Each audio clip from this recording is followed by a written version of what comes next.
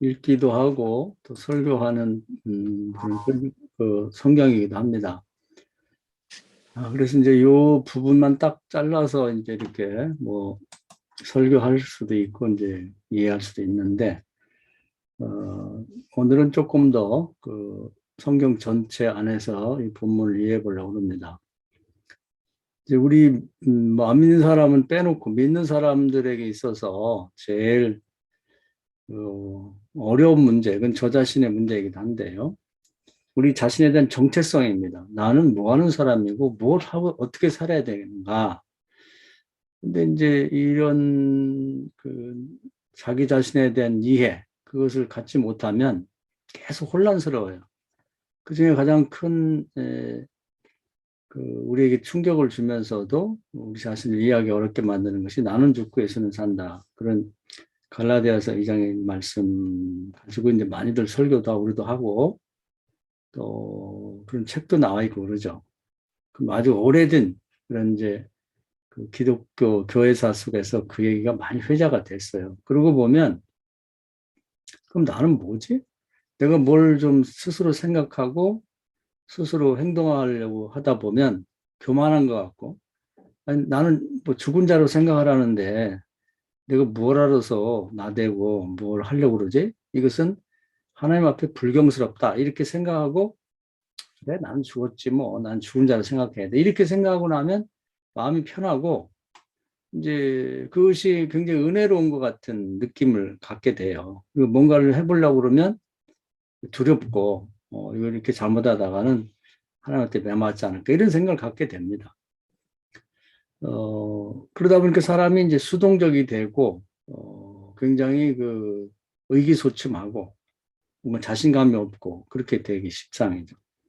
그러면 우리는 도대체 어떠한 그 태도를 갖고 하나님 앞에 살 것인가, 어떻게 생각하고 말하고 행동할 것인가 하는 부분이 흐릿하고 굉장히 그 모호한 상태가 되게 됩니다. 그래서 대개는 이제 부경꾼으로 살게 마련이고 괜히 내가 뭘 하려고 하다가 죄만 짓고 그렇게 하기보다는 아무것도 안 하고 그냥 하나님께 모든 걸 맡기고 나는 아무것도 못해요. 하나님이 알아서 해주세요. 뭐 이런 식으로 이제 살게 마련인 것 같아요. 그래서 이제 그 자기 정체성 그것은 뭐 믿는 사람 모두에게 해당되는데 나는 하나님 앞에서 또 이 세상에서 어떤 태도와 입장을 갖고 어떻게 말하고 생각하고 행동하며 살 것인가 하는 부분이 명확해져야 될 것 같아요. 그래서 이제 이걸 또 다시 우리 인류의 시초인 그 아담 때로 되돌아가 보면 창세기 하나님 모든 걸 다 만드신 다음에 맨 마지막에 사람을 하나님 형상으로 창조하셨다 이렇게 되어 있습니다. 그러니까 하나님은 아마 우리가 아무도 본 사람은 없지만 만나보면 뭐 이상하고 무섭고 그런 존재가 아니라 뭐 익숙하고 우리하고 같은 그런 모습의 존재가 아닐까 하는 생각을 갖게 돼요. 뭐 이상하다 하면 이제 우리 보통 괴물이라고 그러는데 하나님이 사람하고 전혀 다른 괴물같이 생기지는 않았겠죠. 하나님이 자기 형상으로 만드시고 이 땅에서 생육하고 번성하고 땅에 충만하라. 그리고 이 땅을 정복하고 다스리라. 그렇게 이제 축복을 최초의 축복을 주셨죠. 생육하고 번성하고 땅이 충만하는 건 이제 알죠. 그렇게 하려고도 노력하고. 근데 문제는 이제 이 땅을 정복하고 다스리라고 하는 부분이에요. 그래서 에덴 동산도 이제 하나님이 주신 법에 따라서 그 아담에게 관리를 맡겼죠. 네가 알아서 잘 관리를 해라. 위임하셨습니다. 그러니까 에덴 동산을 뭐 전체적으로 왕으로서 통치하시는 분은 이건 보다 구체적으로 나중에 이제 뭐 모세 때부터 아주 얘기를 더 구체적으로 하십니다만은 내가 너의 왕이고 너의 나의 백성이야 이런 입장이 이제 거기서부터 시작이 된 거죠. 그래서 에덴 동산을 내가 왕이니까 내가 정한 법에 따라서 네가 통치해라. 하나님이 관여하지 않고 그렇게 맡겼단 말이죠.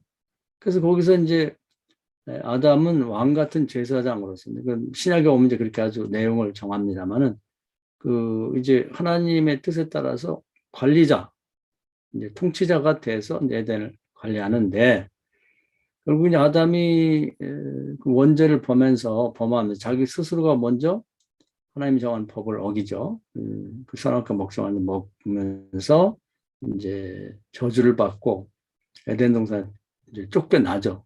그러면서 하나님 형상도 잃어버리고 성령도 떠나고 또 왕 같은 제사장으로서 어떤 세상을 정복하고 다스리려고 하는 어떤 지위와 권세도 잃어버리게 됩니다. 그러면서 그 외에는 이제 그런 하나님 주신 최초의 축복이 회수된 상태에서 그냥 거의 짐승처럼 본능에 의해 사는 인간이 되고 말았죠.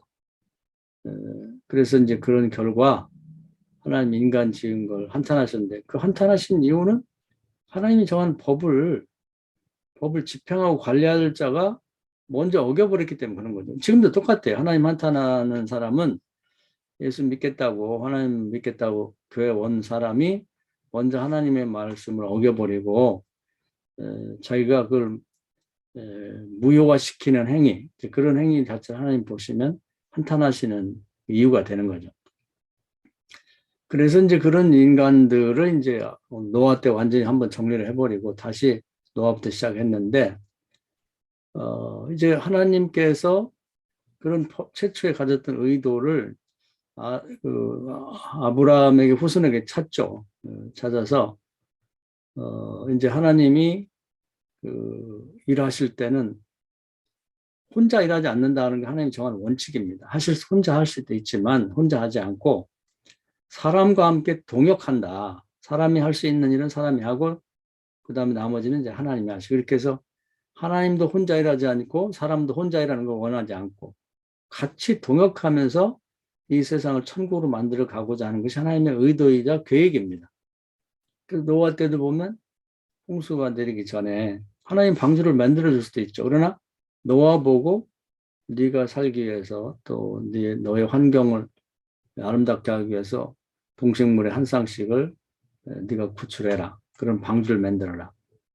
그러면서 이제 그 시기를 노아가 방주를 완성하고 문을 딱 해 닫았을 때를 시점으로 해서 이제 홍수를 내리죠. 그래가지고 이제 세상을 멸망시키니까, 이 노아 홍수 때도 보면 하나님과 이 같이 이 문제 인류를 심판하는 일도 같이 하신 것이죠. 같이. 그러니까 에덴 동산에서 관리도 이제 노아 아담하고 같이 하고 싶어 하셨고, 심판하는 일도 노아하고 같이 일하셨단 말이에요. 혼자 일하지 않고, 또는 노아 혼자 알아서 하라고 하지 않고. 그게 하나님의 의도예요. 그 다음에 이제 출애굽할 때도 하나님 혼자 가서 할 수 있죠. 그러나 모세가 준비될 때까지 80년을 기다렸다가 모세하고 함께 가서 이제 그 이스라엘 백성을 그 계획한 대로 이제 데리고 나오죠. 창세기 15장 아브라함에게 약속한 대로 데리고 나온다. 이런 식으로 이제 계속해서 하나님은 사람과 같이 동역하고자 하는 것이 기본 원칙이에요. 그럼 사람이 동역을 안 하면 어떻게 되는가? 거절하면. 그건 이제 열왕기상 19장에 잘 나와 있습니다. 열왕기 18장에 보면 그 엘리야가 갈멜산에서 기도하고 그리고 이제 불이 내리고 물이 내리고 하는데 엘리야가 동역자로 나서서 이 문제를 해결하죠. 엘리야가 기도하지 않았다면 갈멜산에 불이 내릴 리가 없죠. 그리고 이제 그 우상 숭배를 하는 앞잡이들, 아방이 키우는 그 뭐 바알과 아세라 목상을 섬기는 제사장들 850명을 죽일 수가 없겠죠. 그런데 이것들을 제거하는데 엘리야가 이제 동참해서 동역을 해가지고 결국 이제 그들을 제거하고 비가 오지 않는 나라에 비가 오도록 하는 일도 엘리야가 기도함으로써 가능하게 만들었다. 엘리야가 동역자로서 훌륭히 해낸 거죠. 요점 우리가 주목할 필요가 있는 거예요. 우리 믿는 자가 서 있어야 할 위치가 바로 거기 있는 것입니다. 근데 이제 그 다음에 문제예요. 이게 이제 우리가 오늘 꼭 생각해 볼 문제인데. 열왕기상 19장에 가보면 이제 하나님의 계획은 우상 숭배자들을 제사장들을 다 죽인 다음에는 이제 아합과 이세벨 그 우두머리들을 제거하자고 이제 사마리아 성으로 가자고 합니다. 동역자가 필요하고. 그런데 이제 엘리야가 갑자기 거절을 해요. 이제 기분 좋아서 가려고 하는데 이세벨이 연락이 옵니다. 너를 내가 반드시 죽여버리겠다. 갑자기 두려움에 휩싸여 가지고 이제 도망을 칩니다. 반대로 사마리아 성으로 가야 되는데 광야로 도망가요. 그래서 어처구니 없어서 하나님이 천사를 보내서 먹을 것을 주고 너 왜 이러냐? 너 혼자 일하는 게 아니고 내용을 채워서 읽으면 그런 거예요. 네가 갈멜산에서 기도할 때 내가 불을 내렸고 그 제사장들을 다 죽였고 네가 또 기도할 때 내가 비를 내려주지 않았느냐. 하나님과 같이 일하는 거야. 그렇게 설명을 했지만 오히려 이 엘리야가 도망쳐갖고 시내산까지 멀리 도망가서 굴 속에 숨죠. 그러니까 급기야는 하나님이 내려오셔서 권면을 하고 설득을 하죠. 너 혼자 일하는 게 아니고 같이 하는 거 아니냐. 너는 가서 말만 해라. 사실 모세도 백성을 이끌고 나올 때 뭐 대단한 걸 한 건 아니거든요. 메시지만 전한 거지.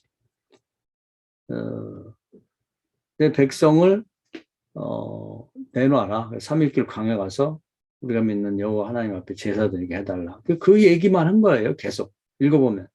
엘리야도 뭐 대단한 걸 하라는 게 아니라 가서 회개하라. 왜 이 하나님을 믿는 나라에 우상을 이렇게 숭배하고 이렇게 만드는가? 그럼 하나님한테 저주받을 거다. 이런 얘기를 하라는 것이죠. 근데 못하겠다고 버텨요. 나중에는 하도 답답하니까 하나님이 자기 뒷모습까지 보여주면서 하라고 하지만 안 하죠. 동역을 거절하는 거예요. 그럼 어떻게 되냐면 원래는 아합과 이세벨을 그때 제거했어야 되는데 동역자가 없어요. 그래서 할 수 없이 엘리사를 뽑아라. 그런데 농사 짓던 사람이니까 선지자 역할을 하기 위해서는 교육과 훈련이 필요합니다. 그래서 그걸 기다리는 동안에 세상에는 아무 일도 없고 이세벨과 아합의 학정이 계속되는 겁니다. 그러면서 아합 왕 때 끝났어야 될 거. 아합 왕의 아들이 또 왕이 되고 또 하나의 아들이 되고 그 뒤에 두 명의 아들들이 왕 노릇을 하는 거예요. 그러면서 세상은 그런 우상숭배와 타락으로 계속 이어지면서 그 시대 사람들이 고통을 겪게 됩니다. 동역을 해줘야 되는데 안 하니까 그렇게 된 거예요. 그래서 엘리사 때 이제 와서 비로소 이제 이 문제가 끝나게 되는 거죠. 그러니까 하나님은 혼자 일하지 않는다고 하는 것. 동역자가 동역의 역할을 안 하면 이 때에 이루어져야 될 일들이 동역자가 이제 자원하거나 세워지기까지 계속 미뤄진다고 하는 것입니다. 그럼 그 시대가 불행해지는 거죠. 그래서 이제 우리는 하나님 앞에 어떤 존재냐면 그 고린도전서 3장에 나와 있어요. 우리는 하나님의 동역자다. 하나님의 받침에서 동역자다. 이렇게 아주 선언이 돼 있습니다. 근데 그걸 우리는 생각을 안 해요. 그래서 이제 예수님 시대에 와서는 이제 구약과 다른 점이 뭐냐면 구약에는 특정한 사람을 하나님 동역자로 세웠는데 예수님이 오셔서 우리의 원죄를 다 용서해 줌으로써 우리 모두는 하나님의 동역자가 될 수 있는 자격을 갖추고 동역자를 자원하면 동역자가 될 수 있는 거예요. 그 점이 달라진 거예요.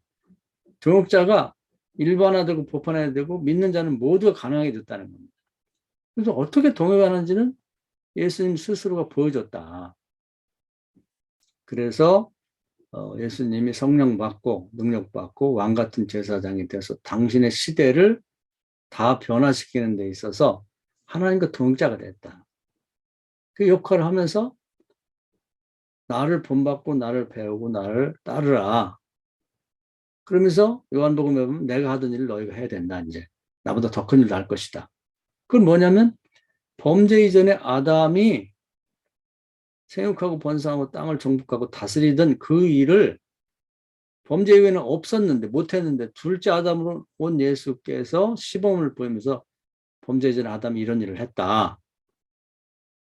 그것을 보여주면서 이제 너희들이 이제는 모두가 이제 원죄가 용서가 되면 자격을 갖추게 되니까 모두가 자기가 있는 지역에서 자기가 있는 공간과 시간에서 이 하나님의 동역자가 돼야 된다. 이 얘기입니다. 그래서 나는 죽고 예수는 산다고 하는 얘기가 그것만 보아서 이해할 수가 없는 거예요. 나는 어떤 나냐면 죽어야 될 나는 뭐냐면 첫 아담 원죄로 저주받고 나서 본능에 살고 아무것도 하지 않고 그냥 짐승 같은 삶을 사는 그 나를 뜻하는 겁니다. 그 나. 그런 삶을 이제 죽이고 포기하고 그때는 성령도 없고 하나님 형상도 없고 하나님으로부터 받은 사명도 감당할 능력이 없는 상태였는데 예수를 믿고 대속받은 다음에 성령도 회복하고 하나님 형상도 회복하고 하나님의 자녀가 된 권세를 얻은 자로서 다시 말하면 사도들이 표현으로 말하면 왕 같은 제사장의 자격을 취득하고 잃어버렸던 그 세상을 정복과 다스리는 역할을 해야 된다 그 말이에요.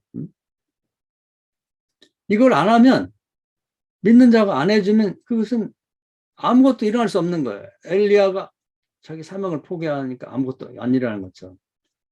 그 요나를 보면요. 느느웨 성에 14만 명의 사람들이 이제 타락해서 소돔과 고모라처럼 아주 졸제 멸망할 위기에 처했을 때 하나님이 혼자 가셔도 되잖아요. 천사도 보내고 하면 될 것 같지만 하나님 정하는 원칙이 뭐냐면 사람 중에 그 나라 사람이 없으면 다른 나라 사람이나 누군가 가서 동역자가 돼줘야 된다는 거예요. 그 요나가 가기를 거절했단 말이에요. 그럼 안 갔으면 어떻게 되냐? 그 민족이 다 죽죠. 결국은 다행히 여러 가지 뭐 우여곡절 속에 요나가 가서 복음을 전하는 바람에 요나가 대단한 일을 한 거 아니죠. 모세처럼 가서 그저 메시지를 전한 거예요. 뭐 40일 이후에면은 여기 저주가 내리니까 회개하라. 나머지는 하나님이 하신 거거든요. 그걸 해줘야 된다는 거예요. 입을 열어서 생각 마음으로 동의하고 입을 열어서 행동을 하면서 하나님의 동역자가 반드시 세워져야 된다. 그걸 모르고 살던 시대에 첫 아담 저주받은 이후에 아무것도 하지 않고 그냥 안목의 정용, 이생의 자랑, 먹고 마시고 웃고 떠들고 시집가고 장가하고 좀 더 자자 좀 더 눕자 하는 그런 삶을 삶에서 그 당연한 걸로 생각했던 그것이 나란 말이에요. 그런 나가 죽고 내가 죽고 둘째 아담 예수가 보여준 범죄 전 아담이 했던 그 삶을 회복한 것이 그 예수가 살았다는 얘기가 그런 둘째 아담의 삶을 우리가 본받아 살아야 된다는 얘기가 바로 이 뜻이다 그 말입니다. 그리고 그 본만 알아갖고는 내가 그냥 완전히 죽어버려가지고 나는 아무것도 못해요. 하나님 알아서 다 해주세요. 정체성을 잃어버린 거야. 내가 뭘 합니까? 나는 죄인이고 이미 나는 죽었는데. 그렇게 해서 이제 주께서 본래 하고자 하는 말씀의 의도를 우리가 잘 모르고 살기가 십상이다 그 말이에요.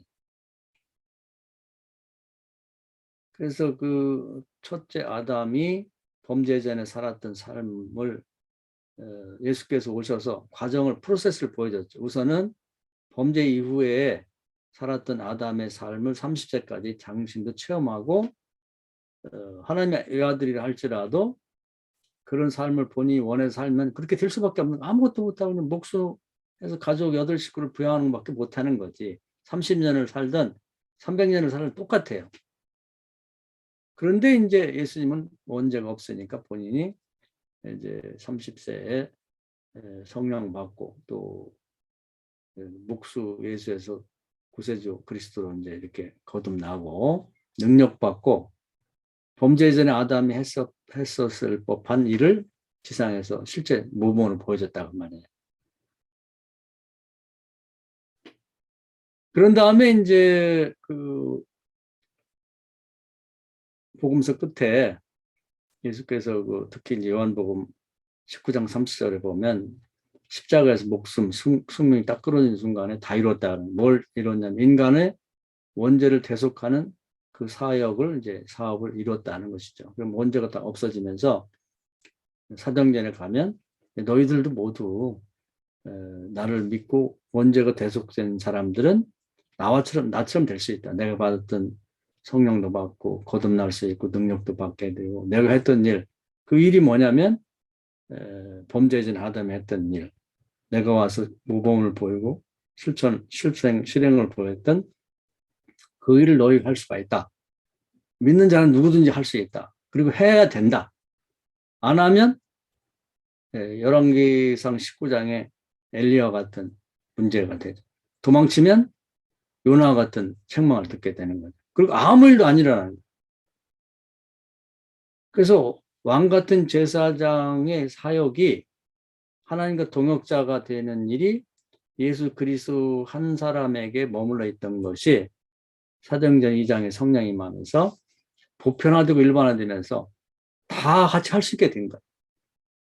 그래서 예수가 지상에 계실 때는 육체를 입고 있었기 때문에 하나밖에 없었죠. 근데 120명이 예수가 받았던 성령과 능력을 받으니까 곳곳에서 예수가 120명이 된 것처럼 일이 시작돼서 그래서 이제 전 세계에 복음이 퍼지게 됐다는 겁니다.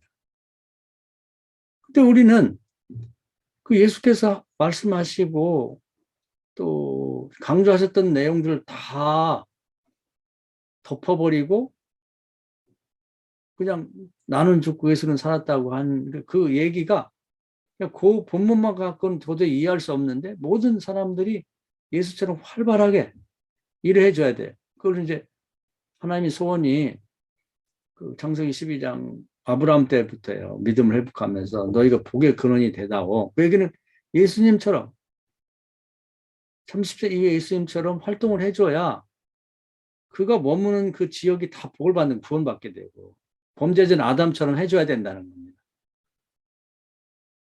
그래서 로마서 8장에 모든 피조물들이 사람뿐 아니라 피조물들이 저주에서 해방되기를 고대하고 기다린다. 어떤 하나님의 아들들이 와가지고 아들들이 뭐예요? 로마서에 보면 예수님 맏아들이 우리는 이제 그 다음 아들들이다 딸들이다 이렇게 돼 있거든요. 그 역할을 해주기를 바란다는 건데 지금의 교인들이 이건 뭐 저도 이제 마찬가지 거기에 포함되어 있었는데 어떤 태도냐면 뭐가 두려운지 무서운지 자기 유리한 말씀만을 가져다가 스스로 해결해 자기 답으로 가지고 마치 선교지를 도망치는 요나처럼 뭐 내가 그런 자격이 있나 뭐 내가 안 하면 누가 하겠지 뭐 이런 태도.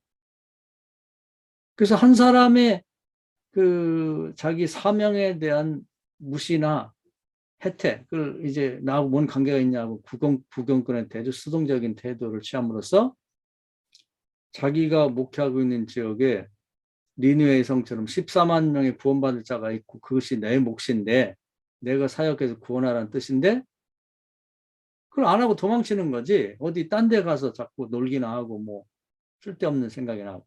그거 안 된다 이 말이에요. 노아를 요나를 욕할 게 아니라 그게 이제 요나 같은 사람이에요.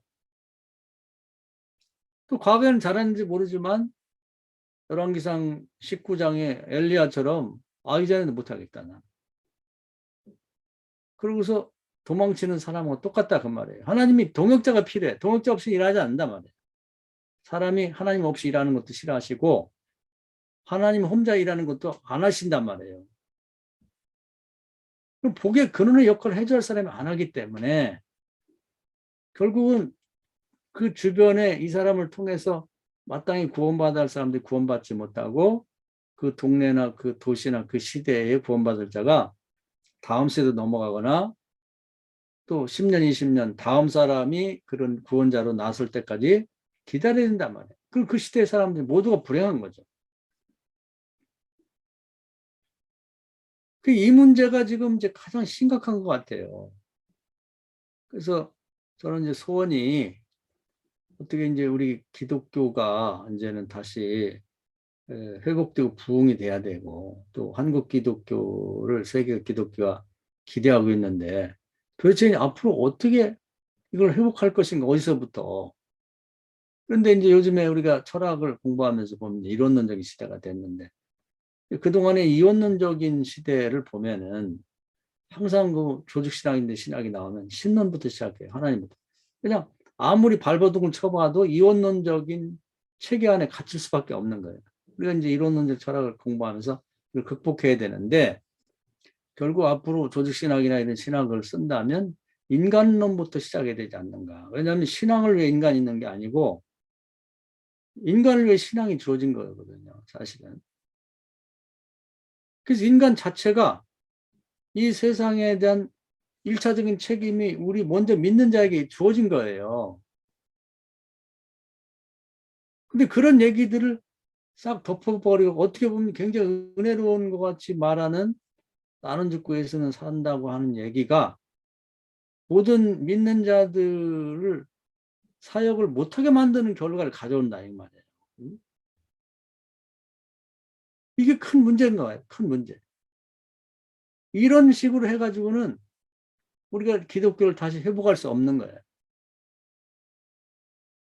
그래서 뭐 더 망해야 된다. 기독교는 완전히 없어져 버려야 된다. 뭐 신학교는 다 없애야 된다.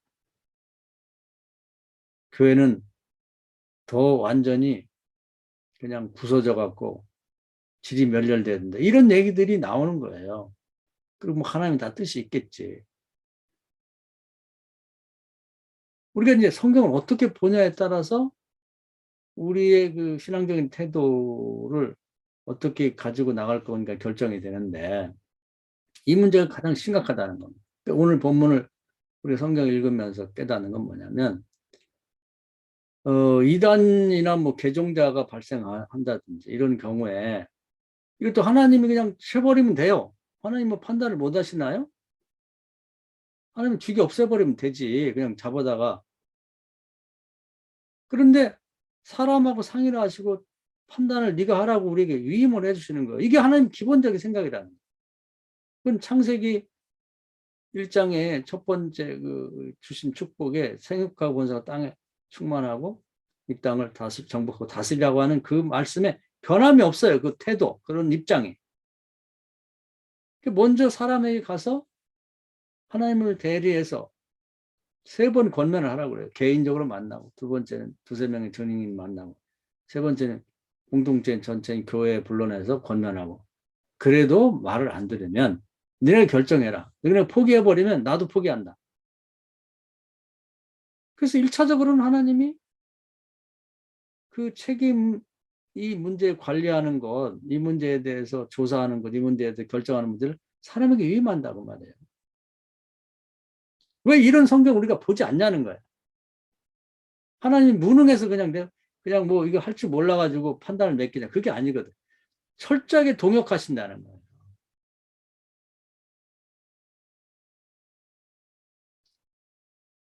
또 죄의 문제만 해도 그렇습니다. 죄의 문제에 대해서도 뭐 죄에 대해서 이제 내가 피해를 봤다. 누가 나의 가해자가 됐을 때 하나님이 그냥 용서하면 될 것 같잖아요. 그렇지 않아요. 뭐라고 하냐면 가해자에게 말하기를 네가 피해를 준 당사자 가서 용서를 받고 와라. 그래야 내가 너를 용서한다. 이거거든요. 이 문제도 하나님이 동역하겠다는 거예요. 일방적이 아니고.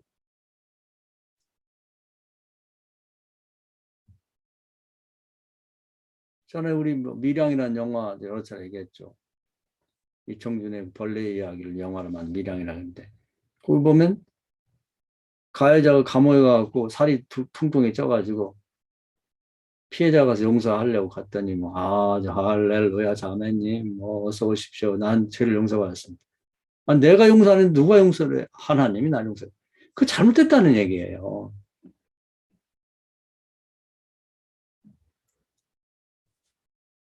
그리고 또한 예수님이 이제 마태복음 5장 7장까지 이제 산상수훈 메시지를 전하고 나서 8장부터는 이제 사역하는 내용이 좀 나옵니다. 거기도 보면 일단 정신이 멀쩡하고 믿음 있는 사람 본인이 나와야 돼. 본인이 협조자가 돼야 돼. 자기 문제니까 자기가. 두 번째 올 수 없는 사람은 떼먹고 오든지 대신 와서라도 간구해야 됩니다. 동역자가 있어야 되는 거예요. 하나님이 알아서 다 해준다. 어떻게 보면 굉장히 큰 믿음 같지만 그것은 성경에 없는 얘기예요. 하나님 누가 어디 알아서 다 해준다고 돼 있습니까? 그럼 환자 다 고치면 되지. 불행 다 없애면 되지.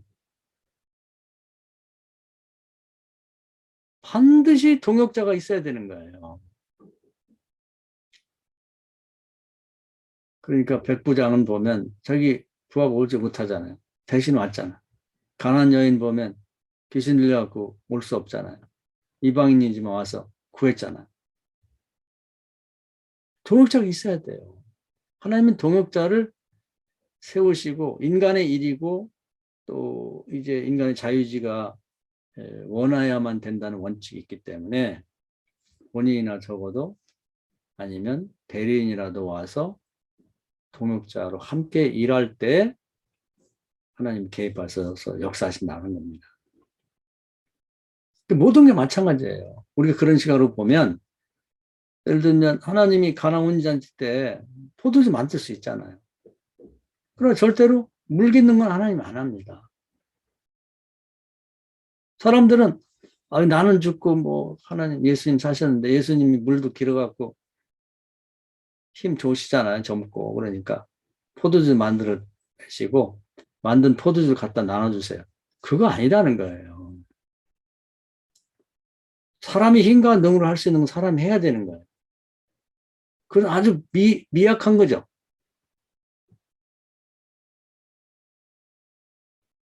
맨입으로 기도하는 것도 못하냐고. 맨입으로 가서 전하는 것도 못하냐고. 그것마저도 못해. 나는 죽었으니까. 그것도 하나님 알아서 해주세요. 그건 아니라는 거예요. 사람들이 굶고 앉았을 때 적어도 오병이요. 그건 주님께 갖다 바쳐야 돼요. 하나님이 우리 예수님이 축복하시면 5천 명 먹이지 못할까요? 근데 그걸 바쳐야 된다니까. 그건 해야 그 축복하셔서 5천 명 먹이 12광지가 남게 만든다는 거예요. 다들 그냥 하나님이 알아서 그냥 어떤 사람이 가방에 넣어놓은 보리떡 5개 물고기 2마리를 찾아가지고 가셔서 축복하셔서 나눠주면 안 될까? 안 되지.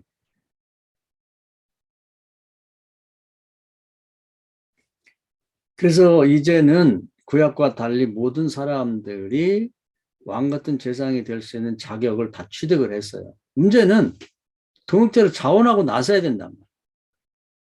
그 일을 해줘야 되는 거예요. 그래야 복이 근원이 되는 거거든. 그래서 우리가 우리 각자의 이 믿는 자의 자기 정체성에 대한 분명하고 확고한 이해가 필요하다. 그리고 도망치지 말고 뒤돌아서 가지 말고 엘리야처럼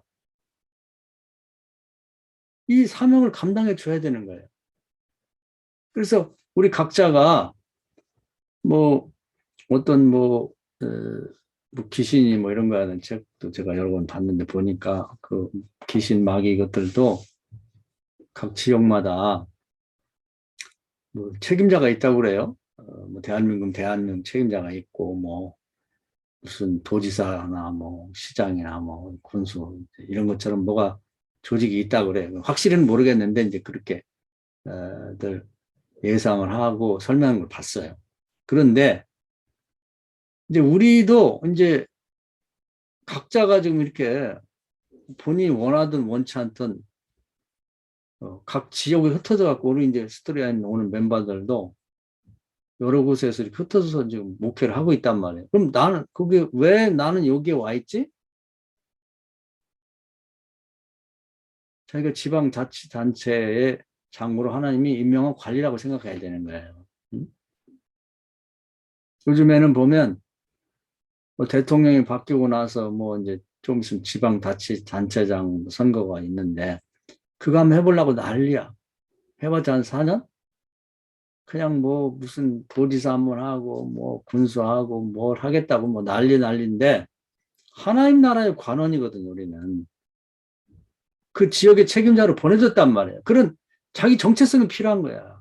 세상에서 끝까지 4년짜리 그거 한번 하려고 저 난리를 치고 죽기 살기로 그냥 뭐 돈을 쓰고 사람을 모으고 별짓을 다 하는데 우리는 우리 자신이 가진 이런 사역의 중요성을 인식을 못하는 거지. 그러니까 아무 생각이 별로 없어요. 지금 특히 더 그런 것 같아. 뭘 어떻게 할지를 몰라. 나이 먹은 사람들은 빨리 은퇴나 하고 어디 가서 그냥 시골에서 농사나 짓고 자연인처럼 살았으면 좋겠다. 이런 생각만 하고 있단 말이에요. 그럼 뭐하고 똑같냐면 열왕기상 19장의 엘리야하고 똑같은 거. 아우, 나 지쳤어, 이제는. 여기까지가 내 일이야. 나는 이제 사마리아까지는 못 가. 더 이상. 은퇴 어디? 광해로 가야죠? 어디, 산으로 가야지? 굴로 가야지. 자연인 아니, 자연인? 이게 우리가 할 일이냐, 그 말이에요. 하나님은 또 다른 사람을 기다려야 돼. 근데 신학교도 저 모양인데, 우리마저도 이러면 무슨 놈의 다음 사람을 언제 기다려? 앞으로 10년 있으면 30년 있으면 우리보다 훨씬 나은 사람이 나올까요? 아니, 요즘에 신학대학이라는 게 수능 시험도 안 보내 뽑는데 뭐가 나와, 뭐가. 참 큰일이에요, 큰일. 우리가 정신을 차려야 되는 거예요, 우리가.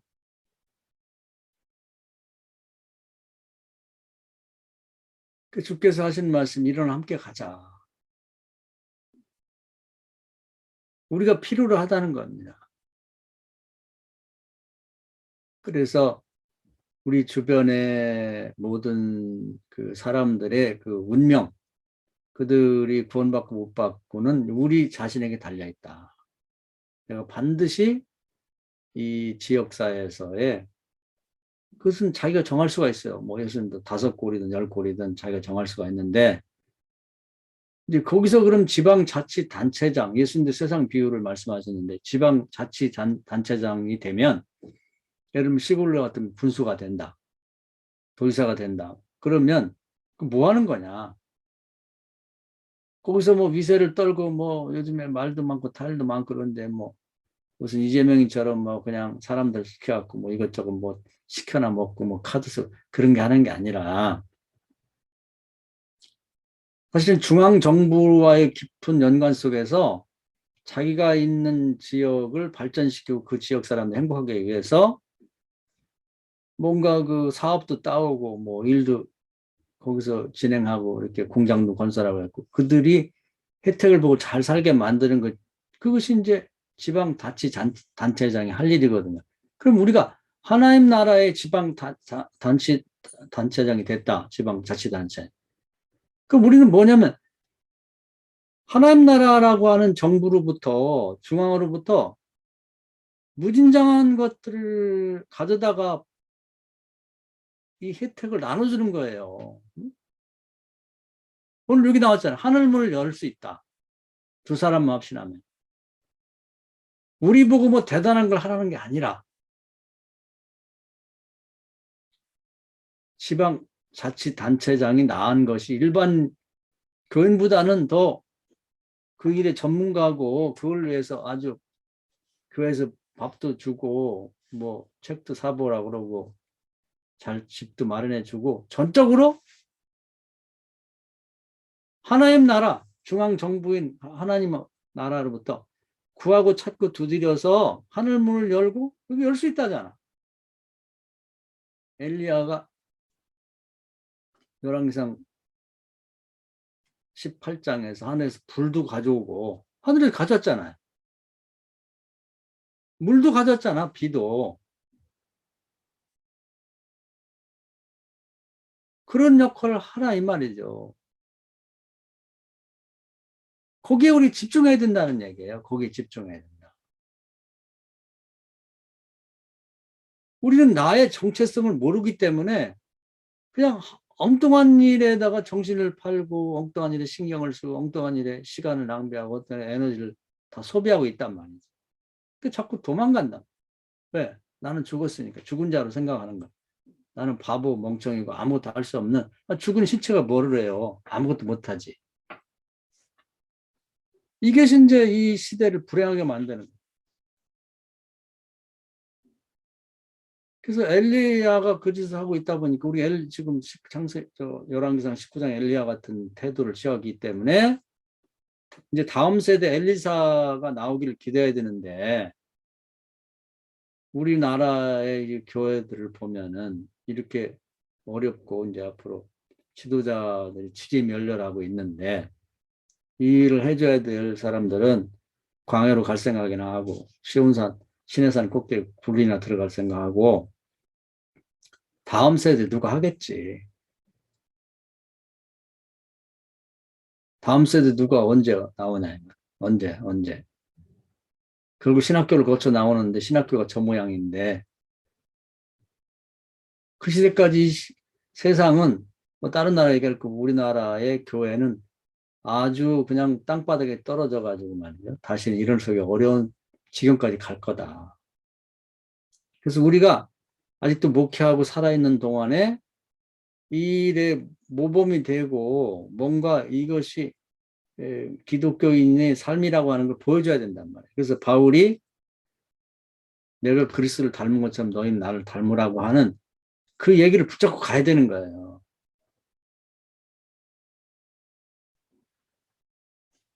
그래서 우리가 이 기독교인으로서의 남 얘기할 거 없이 저나 여기 오늘 강의에 참여한 우리 회원 목사님들이 자기에 대한 정체성을 확고히 하자는 거죠. 확고히 해야 되는 거예요. 이 부분이 명확하지가 않아요. 그래서 우리 철학사를 보면 인간 중심의 시대를 거쳐왔고 이성 중심의 시대를 거쳐왔어요. 이것도 우연이거나 버려야 될 것이 아니라 그만큼 인간이 성숙했다는 거거든요. 과거에 무식하고 배움도 없고 막 그럴 때보다는 각자가 배울 만큼 배웠고 웬만하면 요즘 고등학교 대학교 다 나왔으니까 이 사명감만 제대로 이제 자기 갖게 되면은 책임적 그리스도인이 되면 각자 자기 있는 처소에서 목사면 그 지역사회 또 일반 평신도들 같은 뭐 직장이면 직장 학교면 학교 모임은 모임에서 자기 역할을 감당해 주라는 거예요. 자기 역할이 하나님과 동역자라고 하는 것. 그래서 자기가 있는 처소에서 자기가 복의 근원 역할을 반드시 해줘야 된다. 그 사도행전 2장 이후에 보면 예수가 했던 일들을 똑같이 사도들이 하면서 놀라운 일이 벌어지는 거예요. 그 일을 포기하면 아무것도 안 되는 거지. 지금 우리에게 요구하는 게 그거라는 생각이 들어요. 정말 기독교인 한 사람 한 사람이 내가 예수가 하셨던 일을 반드시 해야 된다. 근데 자기 지역사회를 변화시키는 데 있어서 뭐 특별히 내가 나 혼자 해야 된다는 얘기가 아니라 중앙정부, 지방자치단체장이 중앙정부의 도움을 받아서 자기 지역사회가 개발되고 변화되고 발전하고 복지 혜택을 받을 수 있도록 최대한 앞장서 노력하는 것처럼 우리도 하나님 나라의 문을 열어서 거기는 뭐 우리가 기대하고 예상하는 것보다 훨씬 더 많은 것들을 갖추고 있으니 그것을 하나님 나라부터 가져다가 마음껏 내가 책임지고 있는 이 도시가 변화되고 영적으로 라마 나요처럼 정말 성령이 충만해서 그 지역만 오면 사람 자체가 변화되는 정말 사울왕 같이 못된 자도 회개하고 눈물을 흘리며 새 사람 되는 그런 지역으로 만들어야 돼요. 하나님 나라부터 성령과 능력을 가져와야지. 그리고 그 지역에 오면은 병든 자가 다 나아. 안진병이 일어나고 소경이 눈을 뜨고 문둥병자가 치유되고 그 지역에 오면 내가 목회하는 지역에 오면 모두가 결혼하고 자녀를 낳고 깜짝 놀랐는데 작년에 우리나라에서 태어난 아이가 10만 명밖에 안 된대요. 나라 망한다니까 이제 5,300만 명에 10만 명이 말이 돼요? 큰일 났어. 큰일 나. 이제 교인도 없고 이제 뭐 애기들 학교 다 문 닫아야 돼.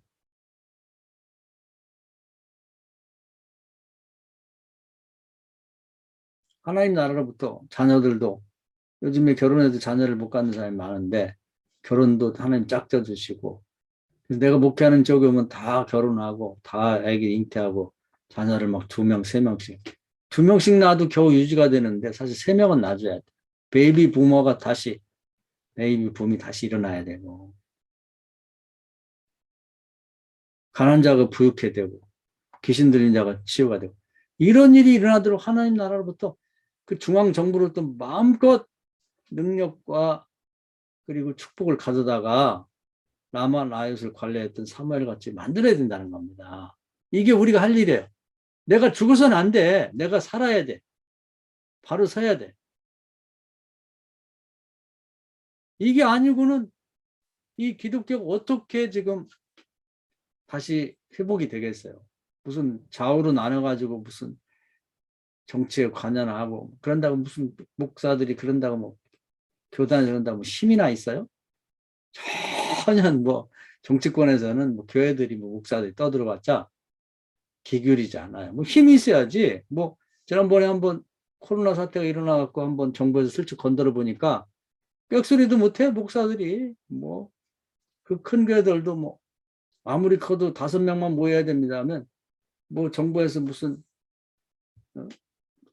동사무소에서 뭐 쪽지 하나 뭐 이렇게 체크리스트 갖고 와서 서 있으면 아무 소리 숨고 그냥 뭐 집에서 예배드리라.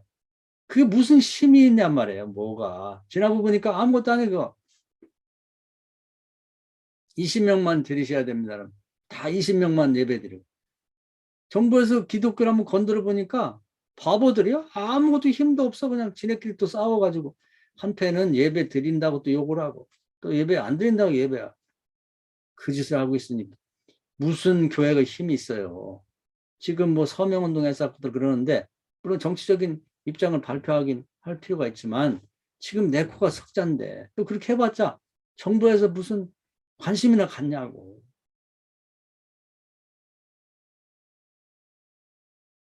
이 정부는 또 이 나라 정치는 세속적인 정치인들이 하게 내버려 두고 하나님 나라 정치를 해야지. 각자가 누가 지방자치단체에 있다면 좋겠다 하면 나는 누굴 치는데 그게 아니라 우리 자신이 하나님 나라의 지방자치단체장이 돼야죠. 지금은 이게 가장 큰 문제라고 생각해요. 이건 뭐 누구를 특별히 지적하려고 한 게 아니라 저 자신의 문제도 마찬가지. 나의 정체성 도대체 뭐냐 지금. 우리는 오늘 이 이야기도 보면 하나님은 절대 혼자 일하지 않고 누구 같이 일할 자를 찾고 계신데 제가 하겠습니다 하고 나서야 됩니다. 엘리야처럼 도망치면 안 돼. 요나처럼 딴 데 가면 안 돼. 자기에게 맡겨진 지역. 자꾸 뭐 이제 요즘에 뭐 교회를 옮기고 딴 데 가면 뭐 특별한 게 있는데 어디 가면 특별한 게 있을 것 같아요. 도시로 가면 시골로 가면 똑같아요. 바탕 자체가 똑같아. 자기가 있는 지역을 범죄 전에 아담처럼 만들고 관리를 해야 되는 거예요. 나만 나처럼 하나님 나라로부터 쉬지 않고 기도함으로써 정말 성령이 충만하고 축복이 충만한 것으로 만들어서 그 지역에 오면 사람 자체가 변화되고 행복해지는 복에 그는 역할을 우리가 해줘야 된다는 겁니다. 딴 생각을 해봐야 소용없어요. 여태까지 딴 생각하면 쭉 지나왔고 뭐 교단이든 뭐 교회든 뭐 목사든 해왔지만 갈수록 더 엉망이고 어렵게 되는 뿐이고 이제 오늘 말씀을 한번 깊이 새겨 들으시고 또 저도 깊이 생각하고 있습니다. 이제 마지막 하나님 나라 가기 전에 이 일을 한번 순종해야 되지 않겠나. 사명을 저버리고 도망치는 엘리야의 뒷모습을 한번 생각해보면서 저게 내 모습이다. 내가 이 일을 하지 않으면 이 지역사의 이 도시, 사마리아를 비롯한 이 도시가 엉망된다, 엉망된다 이렇게 생각하시고 자기 정체성을 분명히 하고 자기 역할을 감당하는 저도 그렇게 살고 또 우리 목사님 그렇게 되기를 주의 이름으로 축원합니다. 아멘. 자, 박수 한번 치고 한 5분